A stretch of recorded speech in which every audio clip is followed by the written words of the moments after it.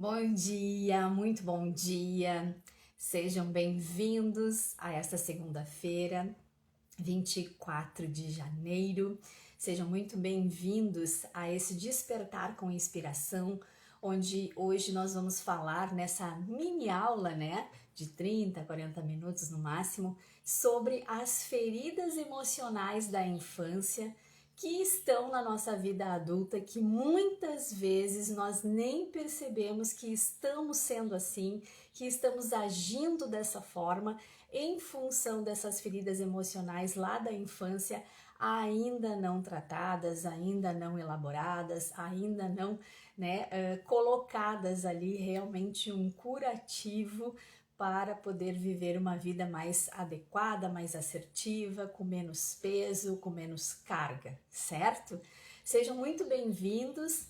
Arley já está por aqui, a Liane, né, o pessoal que vai chegando, que vai estar aqui com a gente. Muito obrigada pela companhia.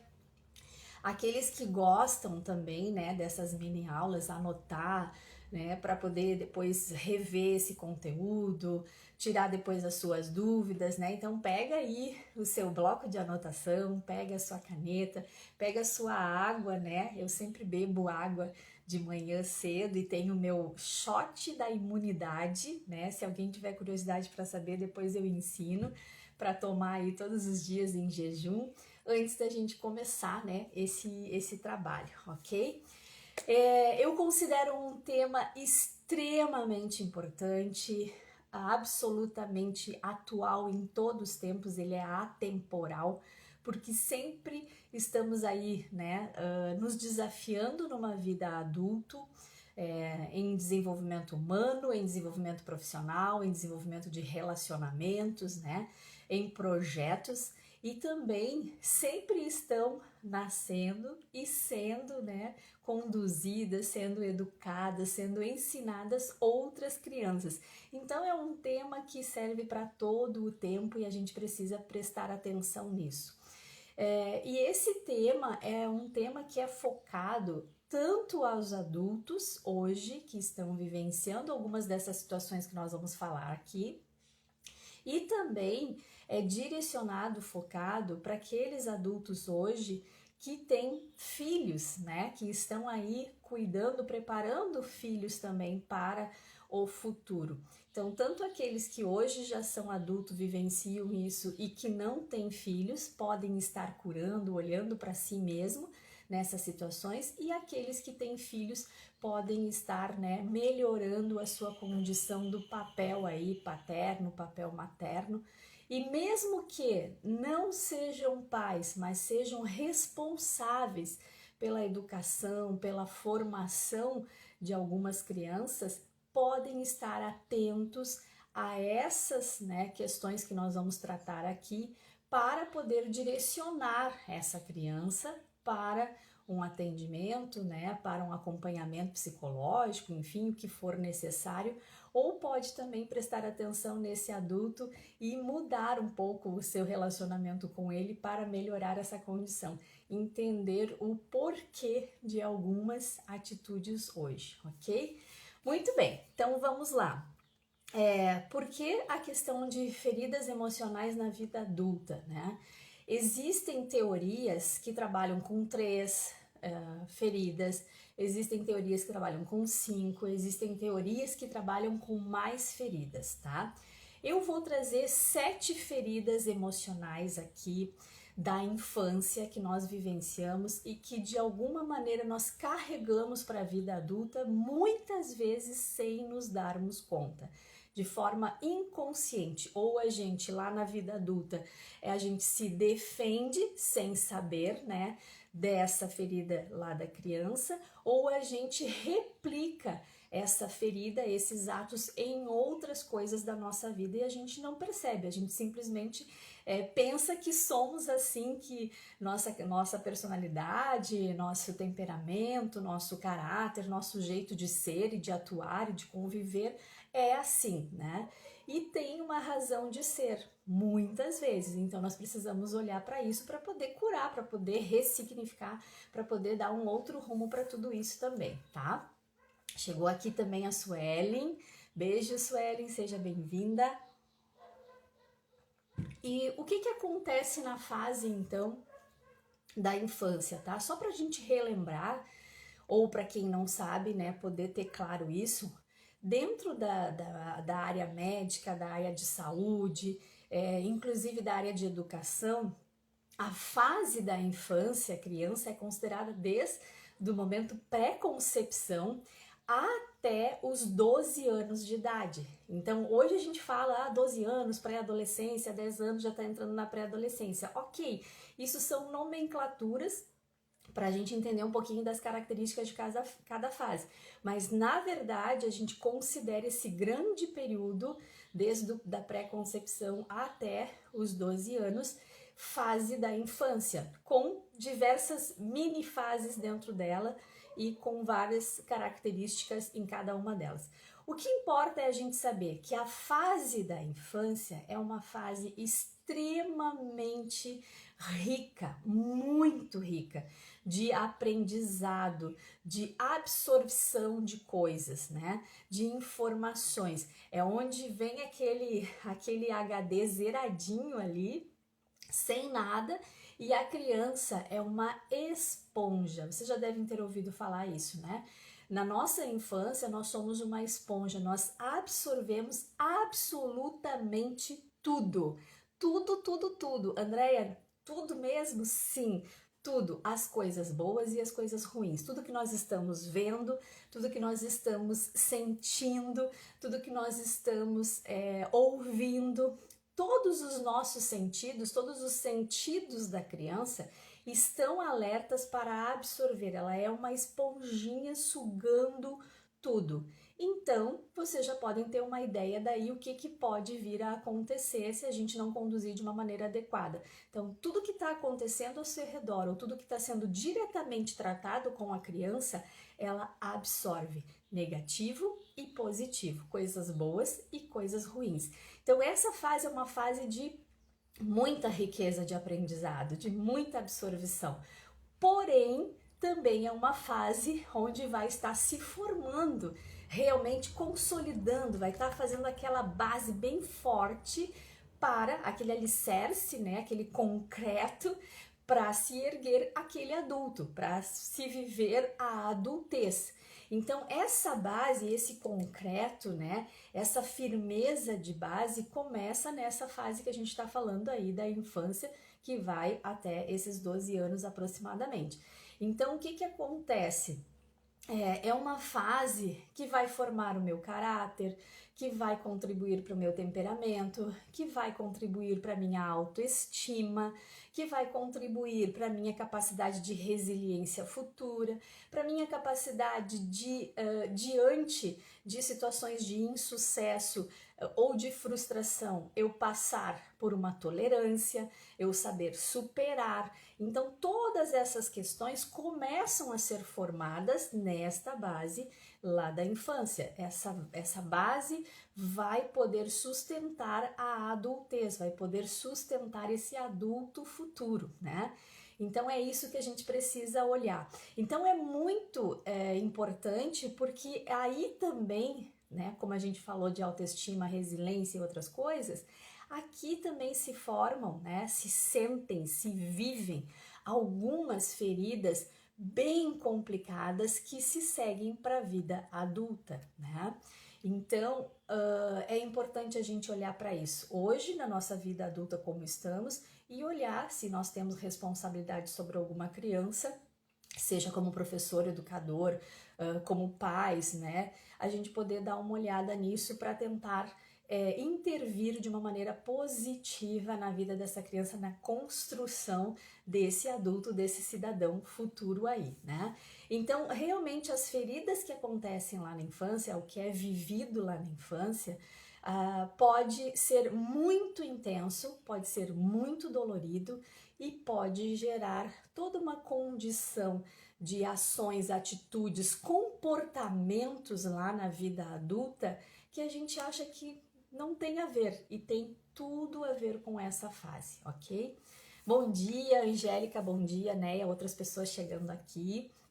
Então, e é importante a gente saber o seguinte, tá? Figuras paternas e maternas.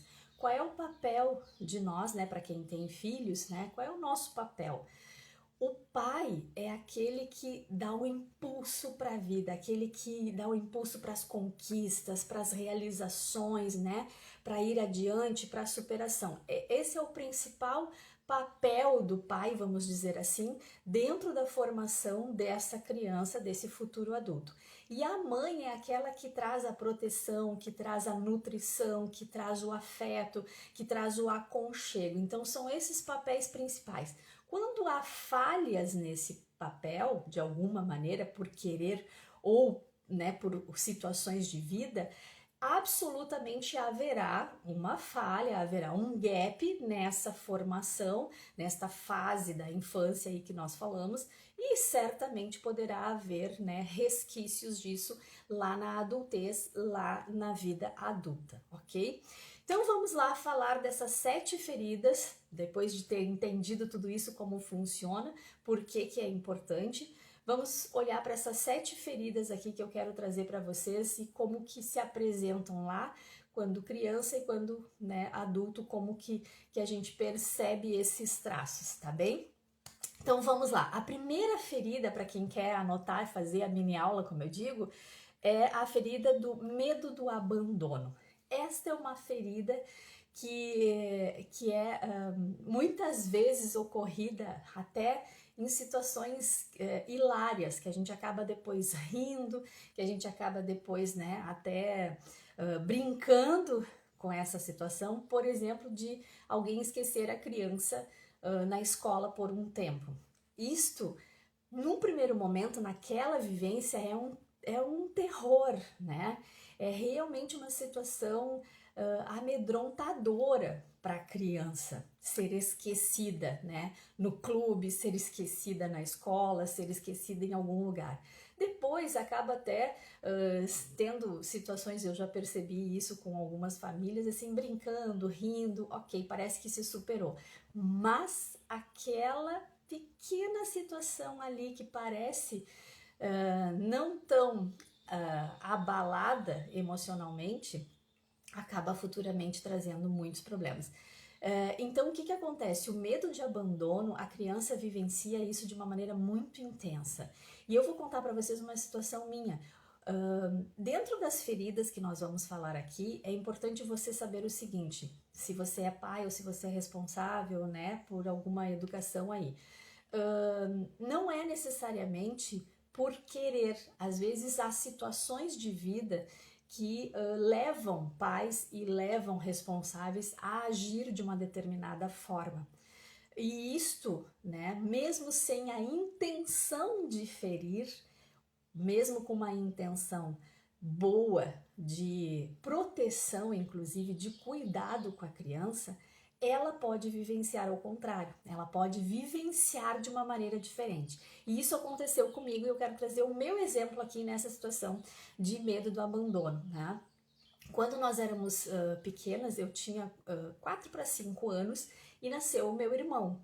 E o meu irmão nasceu com um problema de saúde muito sério, que durante os 4 primeiros anos de vida dele, ele precisou de atenção muito especial de médico, especialistas, hospitais, cirurgia, uma série de coisas. O que aconteceu nisso? Eu fui, entre aspas, abandonada pelos meus pais, né? Essa era a minha sensação. Por quê? Porque os meus pais precisavam muito seguidamente estar viajando para Porto Alegre, Santa Maria, né? Outros lugares em busca de recursos médicos e soluções para o problema do meu irmão, e eu fui deixada de lado. Então eu era deixada na casa da minha avó, eu era deixada na casa da minha Dinda, eu era deixada na casa da minha tia, né? E isso eu vivenciei dos 5 anos de idade até os meus 9 anos de idade, né? Durante esses 4 anos que o meu irmão, que a minha família tinha o foco da cura do meu irmão, eu estava à margem disso tudo. Isso foi vivenciado por mim como um medo de abandono, né? Então, a intenção dos meus pais não era essa, né? Jamais, né? Muito pelo contrário, deixavam com a avó, deixavam com a Dinda, deixavam com tia, por uma questão inclusive de segurança, né? De eu poder estar com família, com quem eu estava sempre identificada, para eles poderem focar no que era mais importante naquele momento. Mas eu vivenciei isso como um medo de abandono. Então, esse medo de abandono, ele pode surgir quando os pais não podem, né, ou não querem assumir o papel de proteção, né? Então, há uma falta de companhia, a sensação da criança é uma falta de companhia, uma falta de atenção, uma falta de acolhimento, né? Por exemplo, nos momentos de medo, quantas vezes durante esses 5 a 9 anos eu tive situações de medo? E eu tive, né? Eu tive uma situação muito pontual, né, comigo, extrema, que eu senti muito medo e eu não estava com os meus pais, eu estava aos cuidados da minha tia, né?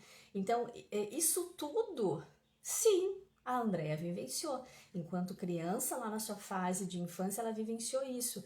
Era a intenção dos meus pais? Não, mas eu vivenciei e eu senti. E isso perdurou pela vida adulta durante muito tempo, até depois, né? A gente dialogar, conversar, curar, tratar essas feridas todas, né?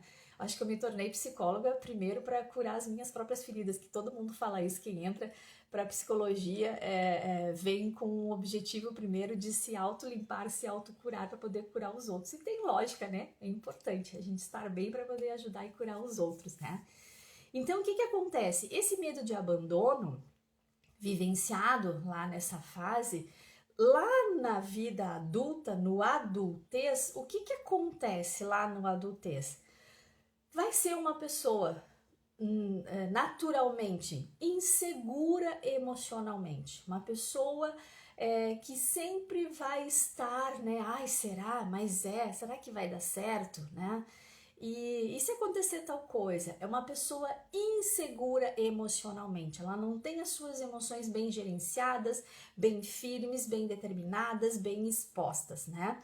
É uma pessoa que naturalmente vai ser mais dependente da opinião alheia, vai ser mais dependente das decisões de terceiros, vai ser mais dependente, né, da família, dos amigos, dos colegas de trabalho, vai ser uma pessoa que vai depender de aprovação, vai depender de alguém às vezes pegar pela mão para fazer alguma coisa, para provocar, né, ir adiante. Então, essa situação de medo do abandono lá na infância, vivido de várias formas, eu falei algumas aqui, falei da minha, falei da questão de escola, por exemplo, né?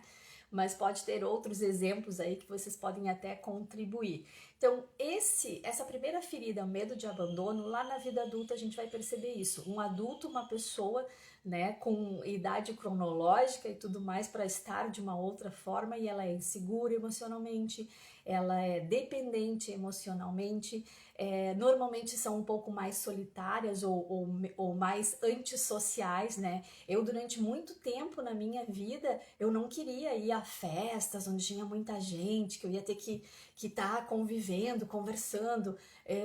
O social para mim era distante. Não, vai tu, né? Não quero ir, né? Porque eu não me sentia, né, à vontade, protegida naquele ambiente para eu desenvolver uma conversa, me expor e tal.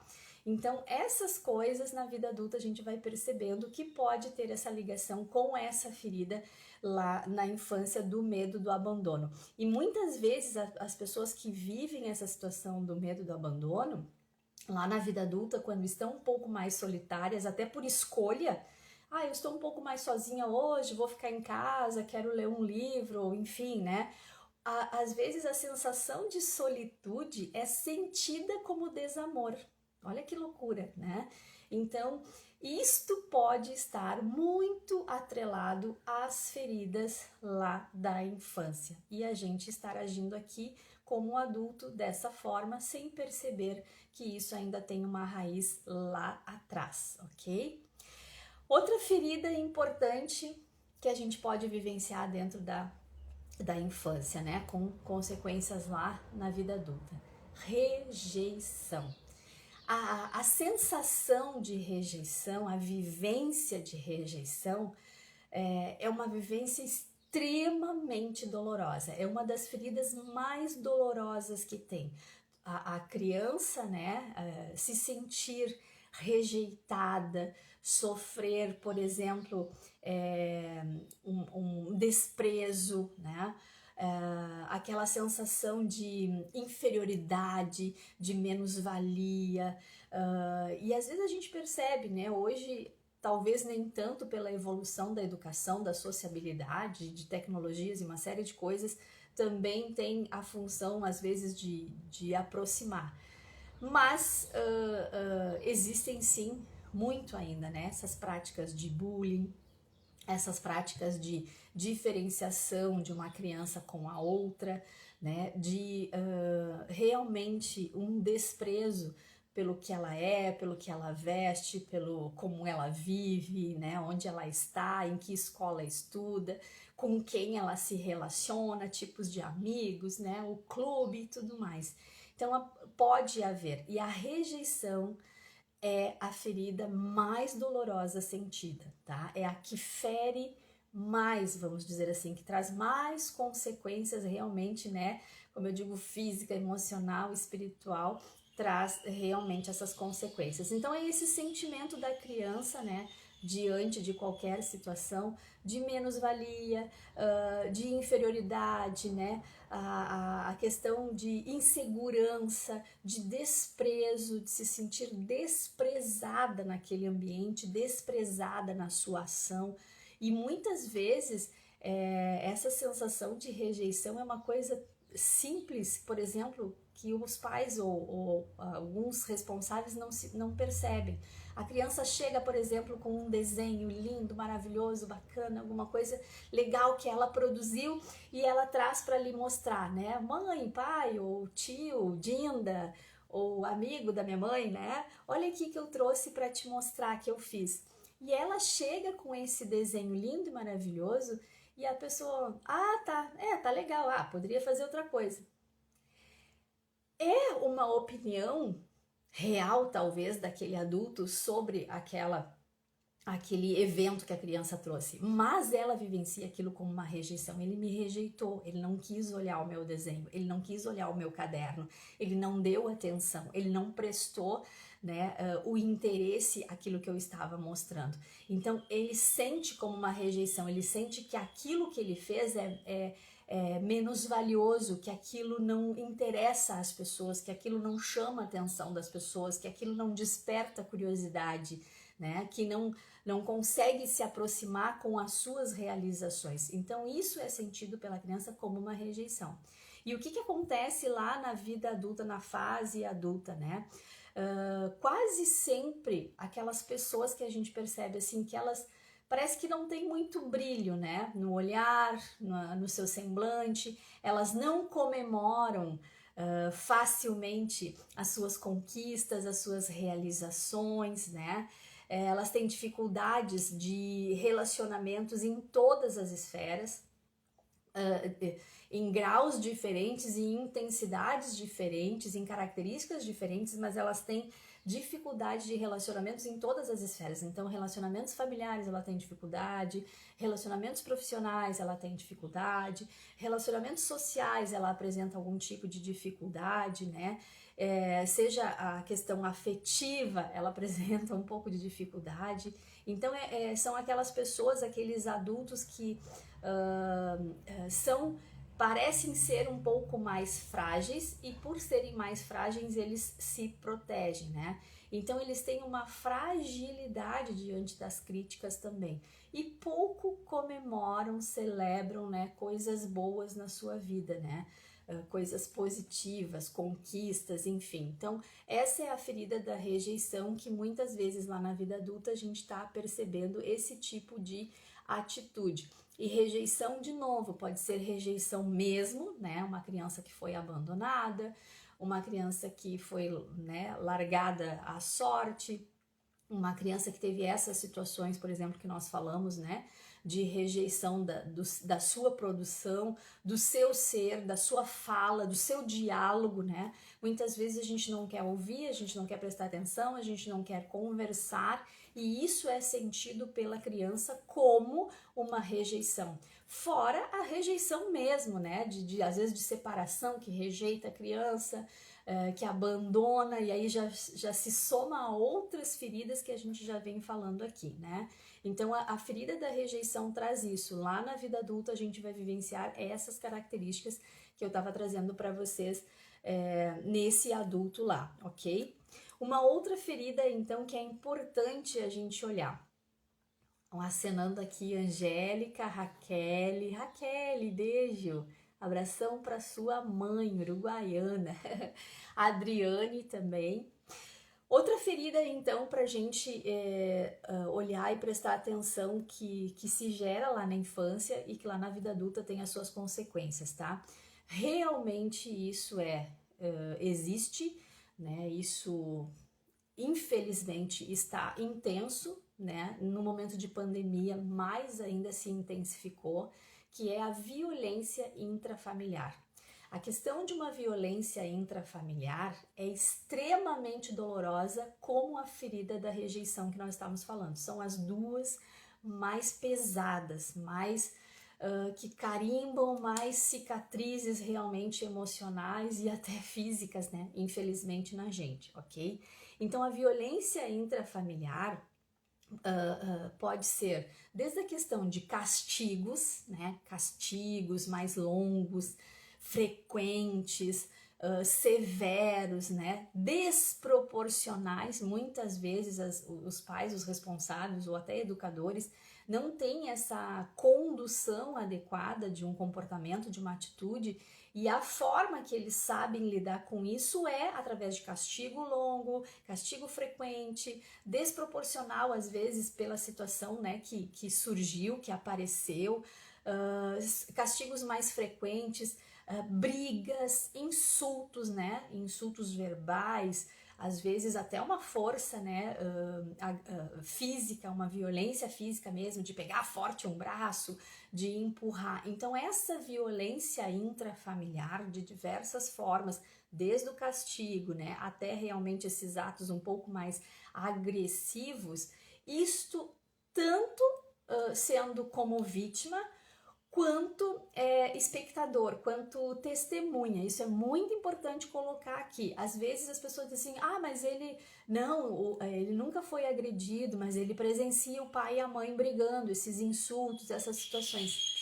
Ele está sendo testemunha, ele por enquanto não está sendo atacado diretamente, mas ele está sendo atacado indiretamente. Então essa criança também está vivenciando essa violência intrafamiliar. A gente precisa olhar para isso. Isso é uma ferida emocional que lá na vida adulta vai trazer as suas consequências.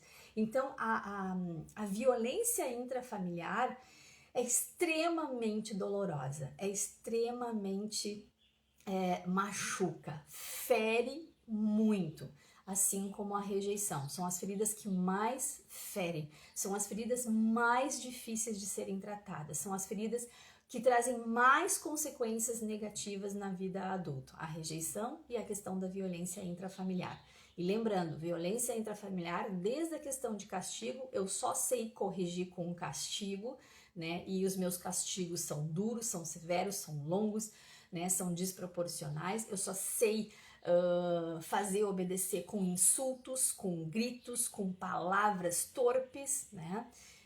Ou, né, realmente com uma agressão de apertar o braço, puxar, dar uma empurrada, socar para sentar num sofá ou numa cama. Isso é violência intrafamiliar. E volto a lembrar, tanto se a criança está vivenciando isso nela, na sua pele, ou se ela está sendo testemunha disso no seu lar, no seu ambiente de convivência, ok? Ela tá, lembra lá no início que eu falei, né? É uma fase de construção de base e que ela é uma esponja, ela absorve absolutamente tudo, ela não tem filtro, ela absorve o negativo e ela absorve o positivo, ok?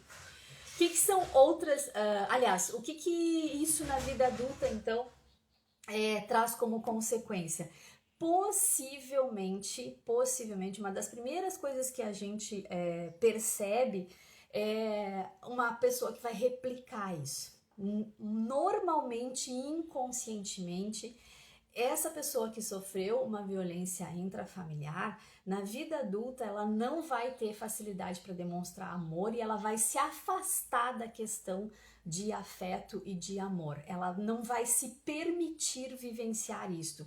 Ou ela vai replicar isso também com seus relacionamentos. Ela vai replicar, né, nos seus relacionamentos de trabalho, nos seus relacionamentos afetivos, no seu relacionamento de família futuramente, né? Ela nega o carinho, ela nega o afeto, ela não se permite vivenciar o amor, o carinho, né, o aconchego, o cuidado.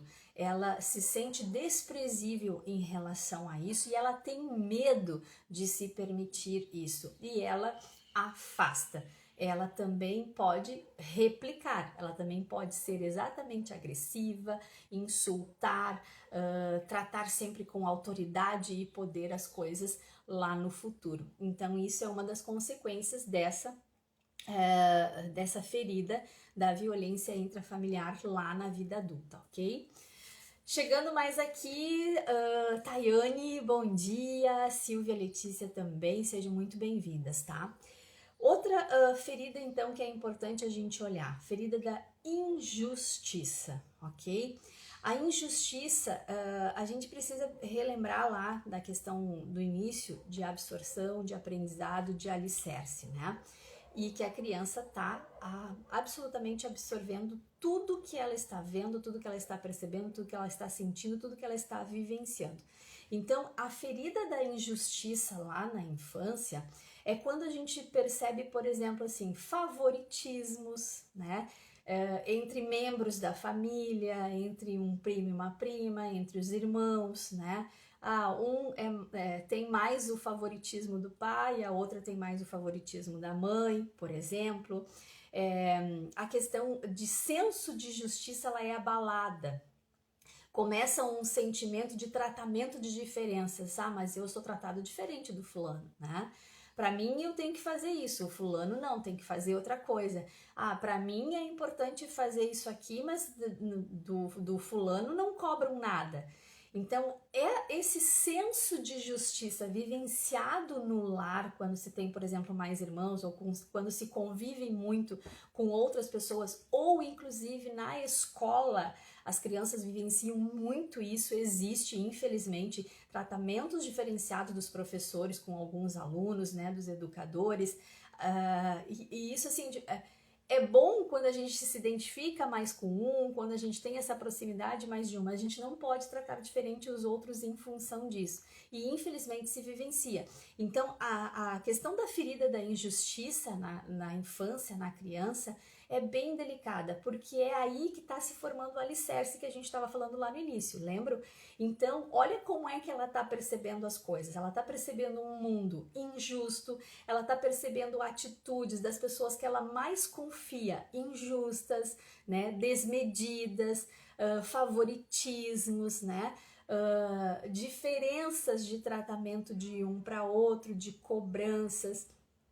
Então, isso vai mexendo com a questão de merecimento dela, né? Quando ela percebe essas diferenças de tratamento, esses favoritismo, esse autoritarismo, esse exercício de poder desproporcional, junto com a injustiça acaba vindo as outras feridas também, né? Como a rejeição pode aparecer aqui também. Então essa vivência vai ser uma vivência de não merecimento, vai ser uma vivência de eu só posso se eu for submissa, eu só consigo se eu obedecer tudo, eu não posso criticar, eu não posso confrontar. E lá na vida adulta, o que isso gera? O que a gente enxerga nos adultos de hoje que tem a ver com essa ferida de injustiça lá, né? Normalmente são pessoas que podem ter alguns problemas em questão de dinheiro, são pessoas mais inseguras, mais pessimistas, né? Parece que assim, elas vivem inconscientemente esperando o maltrato. Então elas se defendem, elas tentam se proteger nesse sentido, né? Então o que acontece? Lá na vida adulta, a pessoa parece estar sempre esperando a ingratidão dos outros. Mas tudo bem, as pessoas são ingratas mesmo, né? E aí ela não consegue manter relacionamentos duradouros, porque ela sempre vai ter esse pensamento de injustiça, de que vão lhe enganar, de que vão lhe passar para trás, de que não vão o tratar com o carinho, o direito e o respeito que merece. Ela vai, por exemplo, pensar que sempre as pessoas vão lhe abandonar, lhe rejeitar pela ingratidão, que não vale a pena fazer as coisas pelos outros. Então a ferida da injustiça lá na infância faz a gente enxergar esses adultos desta forma. Esses adultos que eu estou falando para vocês aqui, que talvez vocês conheçam alguns, muito provavelmente podem ter essa ligação com essas vivências lá da infância. E aí, quem age dessa forma, quem normalmente é pessimista, quem normalmente é inseguro, quem normalmente está sempre com esse pensamento de que vai ser passado para trás, que vai ser rejeitado, que as pessoas não vão lhe agradecer, que não vai receber o bem dos outros, dificilmente consegue manter um relacionamento duradouro em qualquer instância, né? Seja afetivo, até mesmo familiar, né? Profissional, enfim. Então existe uma dificuldade dessas pessoas de tomar decisões assertivas, né? Porque elas vivenciaram, sentem e está aberta aquela ferida da injustiça. Então torna-se para ela mais difícil tomar decisões que ela entenda como justas, né? E que muito mais os outros entendam como justas.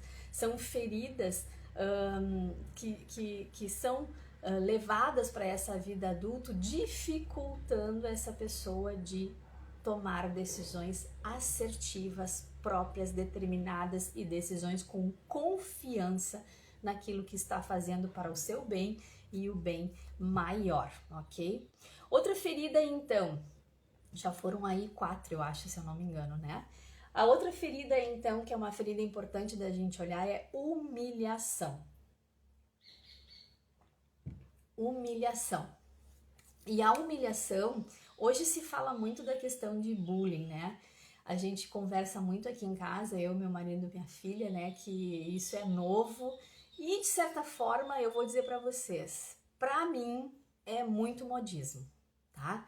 Concordem ou não comigo, mas essa é a minha percepção.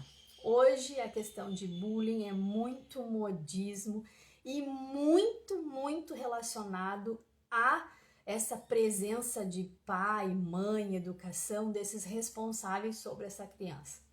A gente lembra, por exemplo, quem é da minha idade ou um pouco mais velho, quando a gente brincava na rua, quando a gente brincava na escola, muitas vezes a gente até ficava chateado, né? Mas a gente não levava para outro lado, não brigava, não criava polêmicas e não sei o quê.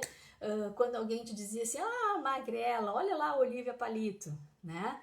Ou eu que usei óculos também, né? Chamavam, né, de, lá vem a coruja. Então, assim, quantas vezes a gente brincou?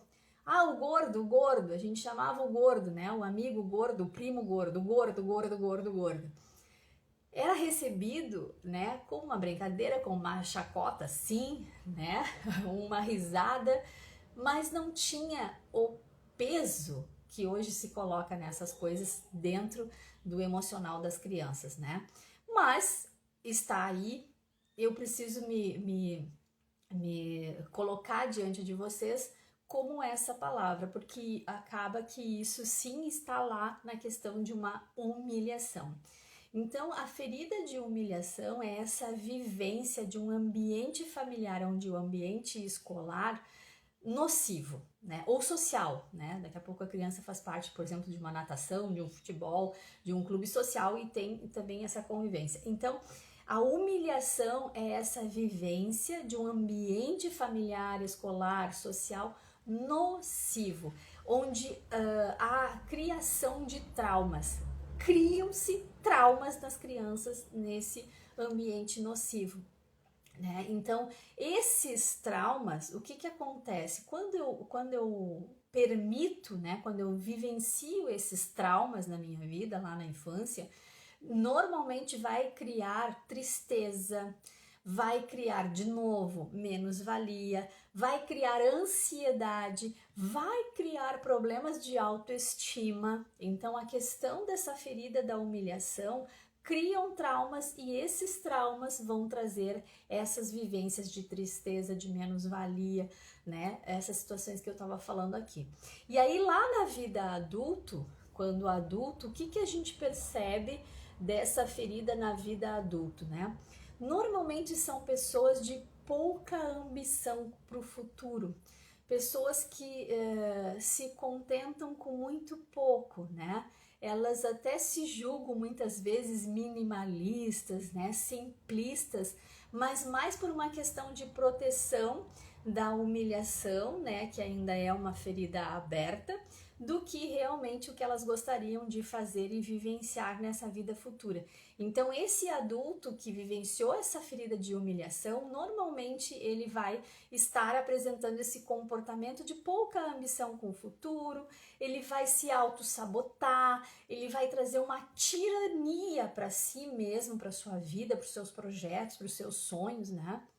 Então, ele vai fazer esse comportamento voltar-se de novo para si mesmo, né? É um ir contra si, é uma autossabotagem, é uma tirania consigo mesmo, ok? A outra ferida que a gente traz aqui, né, a penúltima, é a questão da traição. Traição, gente, quando a gente fala essa palavra, ela tá tão banalizada, vamos dizer assim, porque traição as pessoas levam só imediatamente traição entre adultos, uma traição sexual, né? Ou uma traição em questão de sociedade, uma questão de relações, né? Não. A traição tem isso também, mas aqui a gente também precisa pensar nas pequenas traições, ou trazendo para uma palavra bem comum nesse mundo político, que a gente só leva para o político, mas nós somos corruptos. Muitas vezes nós, dentro do nosso trabalho, dentro da nossa casa, dentro do nosso projeto, dentro das nossas famílias, com as nossas crianças, nós somos corruptos. E a traição tem a ver com corrupção, com pequenas corrupções, né? Então, aquela situação assim, faz isso que eu te dou aquilo, aquelas promessas, né? Nós somos mini políticos dentro de casa, se a gente pensar realmente, né? Para olhar para nós. E essas coisinhas, né, que a gente vai fazendo, que parecem inocentes, o que acontece? Essas situaçõezinhas vão gerando essa ferida da traição na criança. A criança se sente traída pelas pessoas que ela mais ama, pelas pessoas que ela mais acredita. Ela se sente traída pelas pessoas que estão ali para protegê-la, para cuidá-la, para educá-la, né? Sejam os pais, sejam os responsáveis, ou sejam educadores, enfim, pessoas que estão na sua volta, que ela confia, que ela tem como referência, que ela acredita, e essas pessoas o traem. Aí ela fala, por exemplo, e recebe a situação de não, tu arruma o teu quarto, né? Depois que tu arrumar o teu quarto, eu te compro um sorvete. E a criança arrumou o quarto, organizou e o sorvete nunca veio. Ah, mas eu falei para ele fazer para arrumar o quarto, então não fala, então faz de outra forma. Isso parece tão sutil, gente, mas isso são pequenas traições, são pequenas corrupções dentro da nossa vivência de casa com os nossos filhos, né? E que isso lá na vida adulta vai ter consequências dessa ferida sentida, vivenciada, não tratada, não cuidada. Então a traição não é só a questão de traição mesmo, né? Não sabia que o meu pai estava traindo a minha mãe, aí agora ele saiu de casa, me abandonou, daí já tem a ferida do abandono, tem a ferida da traição e outras coisas. Sim, esses são os extremos da traição, mas essas pequenas traições, essas pequenas corrupções no dia a dia também são feridas intensas, vividas emocionalmente, que lá na vida adulta vai ter as suas consequências. Então, o que são a traição? São as promessas não cumpridas. Aquelas promessas, pequenas coisinhas que foram faladas no dia a dia e que não foram cumpridas, são vivenciadas como uma frustração de expectativa dessa criança. Ela se frustrou diante de você. Ela se frustrou diante do herói, diante do exemplo, diante da pessoa que ela confia. Ela se frustrou diante daquela pessoa que ela ama, que ela pensa que seria uma protetora, né, uma cuidadora, uma educadora, e ela teve essa frustração. Ela se sentiu traída na sua confiança por esta pessoa, porque essa pessoa falou e essa pessoa não cumpriu, né? A Sueli disse assim, nossa, é verdade, sim, esse tema de hoje, assim, ó, gente, eu falo para vocês, é de extrema importância, né? Compartilhem depois isso com outras pessoas para que possa haver mais expansão de consciência das pessoas sobre as suas atitudes, né? Sobre as suas próprias vivências, sobre o seu autoconhecimento, autodesenvolvimento, para que possam buscar a tempo, né?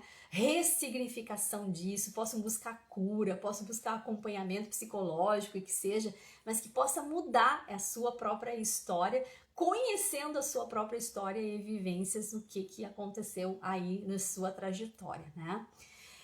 O que acontece então quando essa situação de traição existe, né, e é vivenciada lá pela criança, lá na vida adulta? Normalmente vão ser adultos descrédulos. Aquele adulto que não acredita nas pessoas, aquele adulto que não acredita na vida, aquele adulto que não acredita no futuro, aquele adulto que se coloca sempre com frieza nos relacionamentos, né? Porque ele não acredita. Então, assim, tanto faz, ele não vai se entregar verdadeiramente para um amor, ele não vai se entregar verdadeiramente para um trabalho, para um projeto, ele vai viver a vida de forma mais fria, de forma mais distanciada, de forma mais a se proteger, porque ele não acredita. Ele é descrédulo na vida, ele é descrédulo nas pessoas, ele é descrédulo na sociedade, ele é descrédulo, né, na economia, no país, nos governos, e não é Brasil, ele é descrédulo de uma forma geral. Então, essa ferida de traição lá muitas vezes traz comportamentos e atitudes desses adultos desta forma, né? Ou também tem uma outra situação, aquele adulto que se coloca sempre numa situação de vítima. Ele é vítima de tudo, ele é vítima das circunstâncias, ele é vítima das pessoas, ele é vítima das palavras, ele é vítima dos processos, ele é vítima da sociedade, ele é vítima da sua família. Então também tem esse outro lado, né? A consequência quanto adulto no descrédulo ou no vítima, né? Aquele que está sempre se colocando como vítima de todas as situações. Então há muita superficialidade nesse adulto, né? Esse adulto que vivenciou, que tem essa ferida aberta ainda lá da traição, lá no seu futuro ele está vivenciando superficialidade, ok? E quando ele perde o controle, por exemplo, ele fica extremamente nervoso, extremamente preocupado. Aquilo parece que gera uma dose de adrenalina assim enorme nele quando ele perde o controle nessa situação dessa ferida, né? E a última ferida que eu quero trazer para vocês, então, completando essas 7 que a gente falou, é o medo do desconhecido, certo? O medo, por exemplo, quando criança, né, as crianças têm vários medos, né? A gente pergunta, que medos tu tem? Às vezes a gente nem precisa perguntar e elas falam, mãe, eu tenho medo de escuro, mãe, eu tenho medo do fantasma, mãe, eu tenho medo sei lá, daquele boneco, daquele personagem, né? Eu tenho medo de altura, enfim. Então são vários medos que as crianças apresentam, né, lá na sua infância.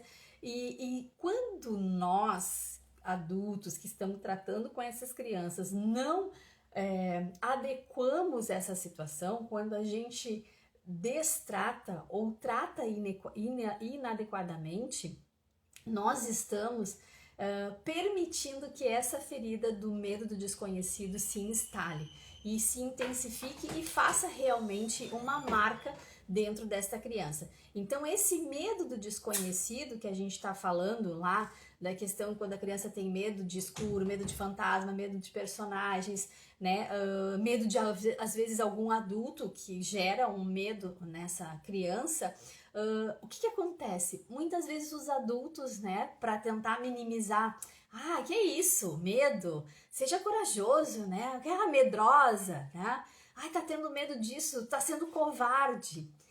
Infelizmente existem, né, atitudes de volta desses adultos para essas crianças dessa forma. Só que isso, em vez de ajudar, só piora a situação. Nós não estamos tratando adequadamente aqueles medos, nós não estamos acolhendo aqueles medos que ela está apresentando. Então a criança, quando fala de medos, os medos delas normalmente são irreais. Né? Porque é do escuro, é da situação de um personagem, é de um fantasma, é de altura, enfim, às vezes a grande maioria são medos irreais, mas nós precisamos acolher, nós precisamos tratar adequadamente esses medos junto à criança, ter uma fala adequada, ter uma condução adequada para ela experimentar coragem, mas não dizer que ela é covarde, ter uma condição adequada para ela experimentar, né, transpor aquilo ali, mas sem expor ela a vivenciar mais aquele medo. Então a gente precisa tratar adequadamente, a gente precisa acolher. E aí esse medo do desconhecido que a gente não acolhe, que a gente trata a criança com fragilidade, é frágil, é medrosa, não tem coragem, e às vezes a gente ainda conta isso, né, em outras situações para outros familiares ou outras crianças, né, achando que a gente está fazendo, né, um grande bem, a gente tá fazendo, na verdade, um bullying também com aquela criança, né, com o nosso próprio filho. Então a gente, não olhando para isso adequadamente, para essa situação do medo do desconhecido, essa ferida do medo do desconhecido, leva lá na vida adulta adultos que são muito indiferentes com os problemas, né?